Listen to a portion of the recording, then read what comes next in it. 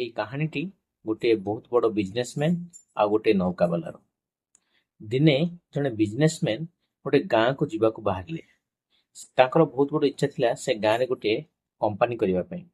ସେ ଗାଁକୁ ଯିବାକୁ ହେଲେ ଦୁଇଟି ରାସ୍ତା ଥାଏ। ସେ ଗାଁ ଯିବା ପୂର୍ବରୁ ଗୋଟେ ବହୁତ ବଡ଼ ନଦୀ ପଡ଼େ। ଯଦି ସେ ନଦୀରେ ନୌକା ଦ୍ୱାରା ପାର କରନ୍ତି ତାହେଲେ 10ରୁ 20 ମିନିଟରେ ସେ ଗାଁରେ ପହଞ୍ଚିବେ। ଯଦି ଗୋଟେ ପୋଲ ଦ୍ୱାରା ଯାଆନ୍ତି ତାହେଲେ 8ରୁ 10 କିଲୋମିଟର ଯିବାକୁ ପଡ଼ିବ। ତେଣୁ ସେ ଡିସାଇଡ୍ କଲେ ଯେ ସେ ନୌକା ଦ୍ୱାରା ନଈ ପାର କରିବେ। ତେଣୁ ସେ ନୌକାରେ ବସିଲେ ଏବଂ ନଈ ପାର କରିବାକୁ ଲାଗିଲେ। ସେ ଏତେ ବଡ଼ ବିଜନେସମ୍ୟାନ୍ ଯେତେବେଳେ ନୌକାରେ ବସିଲେ, ସେ ନୌକାରେ କେବଳ ଦୁଇଟି ଲୋକ ବସିଥାନ୍ତି। ଯେ ନୌକା ଚଲାଉଛନ୍ତି ସେ ଏବଂ ଆଉ ବିଜନେସମ୍ୟାନ୍। ସେ ବିଜନେସମ୍ୟାନ୍ ଜଣକ ସେ ନୌକାବାଲାକୁ ପଚାରନ୍ତି, ତୁ ମୋତେ ଚିହ୍ନିଛୁ? ନୌକାବାଲା କହିଲା, ନାଇଁ ଆଜ୍ଞା, ମୁଁ ଆପଣଙ୍କୁ ଜାଣିନି। କ'ଣ ତୁ ମୋ ବିଷୟ ଜାଣିନୁ? ଡେଲି ଖବରକାଗଜରେ ମୋର ଫଟୋ ବାହାରେ, ତୁ ମୋତେ ଦେଖିନୁ? ନାଇଁ ଆଜ୍ଞା, ମୁଁ ତ ମୂର୍ଖ ଗାଉଁଲି ଲୋକ, ମୁଁ ଖବରକାଗଜ ପଢ଼େନି। ସେ ଏକଥା ଶୁଣି ହସିଲେ, କହିଲେ ତୁ ଆଉ କ'ଣ କରୁ ଜୀବନରେ? କିଛି ଦୂର ଗଲା ପରେ ସେ ତାକୁ ପଚାରିଲେ, ମୁଁ ଏଠି କାହିଁକି ଆସିଛି ତୁ ଜାଣିଛୁ? ସେ କହିଲେ, ନାଇଁ ଆଜ୍ଞା, ମୁଁ କେମିତି ଜାଣିବି? ନା ଏଠି ଗୋଟେ ମିନେରାଲ ୱାଟରର ଫ୍ୟାକ୍ଟ୍ରି ବସିବ। ମିନେରାଲ ୱାଟର କ'ଣ ଜାଣିଛୁ? ସେ କହିଲେ, ନାଇଁ ହଜୁର, ମିନେରାଲ ୱାଟର କ'ଣ ମୁଁ ଜାଣିନି। ସେ ପୁଣି ହସିଲେ। ସେ କହିଲେ, ତୁ ଆଉ କ'ଣ ଜାଣିଛୁ?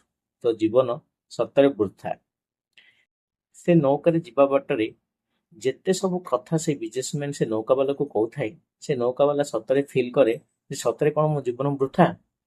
ସେ ଏମିତି ଭାବି ନୌକା ଚଲାଇବା ଦ୍ୱାରା ନୌକାଟି ହଠାତ୍ ଯାଇ ଗୋଟେ ପଥରରେ ମାଡ଼ ହେଲା ଏବଂ ନୌକାଟି ବୁଡ଼ିବାକୁ ଆରମ୍ଭ କଲା। ଏହା ଦେଖି ବିଜନେସମ୍ୟାନ୍ ଜଣକ ଡରିଗଲେ। କହିଲେ, ଆରେ କ'ଣ ହେଉଛି?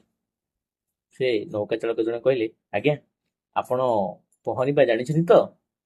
କିନ୍ତୁ ସେ ବିଜନେସମ୍ୟାନ୍ ଜଣକ ପହଁରିବା ଜାଣିନଥିଲେ। ସେ ତାର ଗୋଡ଼ ହାତ ଧରି କହିଲେ, ତୁ ମୋ ଜୀବନ ବଞ୍ଚେଇ ଦେ, ତୁ ଯାହା ମାଗିବୁ ମୁଁ ତାହା ଦେବି।